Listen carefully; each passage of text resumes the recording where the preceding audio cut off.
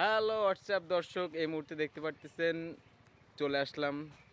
তবে হ্যাঁ, আসছি এক জায়গায় আপনাদেরকে দেখাতে চাই একটা দারুণ জায়গা।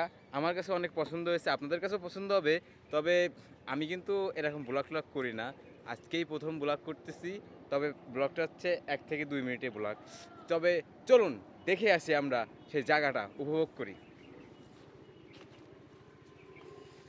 ইয়ে দর্শক, পুরো বাগান পুরো লালে লাল। তবে হ্যাঁ, এটা কিন্তু আমাদের কোনো কষ্টের টাকায় না, পরে কোনো কষ্টের কোনো কিছু না। আমরা আসছিলাম ঘুরতে, আমাদের বাড়ির পাশে এক জায়গায়। এই রে, আপনার উপর দেখলেই বুঝতে পারবেন এটা কিসের গাছ হতে পারে। তবে কমেন্টে অবশ্যই জানাবেন এটা কিসের গাছ হতে পারে। আর এই যে সারা বাগান লাল লাল লাল। তবে আমি দেখাতে চাই আপনাদেরকে আরও একটু ভিতরে যায়। এই যে দেখেন সারা বাগান।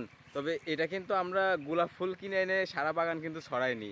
আমাদেরকে আমাদের বাড়ির পাশে এই গাছটি রয়েছে, এই গাছটি কিন্তু বছরে একবারই এরকম দৃশ্য দেখা যায়, কিন্তু বারবার কিন্তু দেখা যায় না। এই যে দেখতে পারেন, তাজা তাজা ফুল।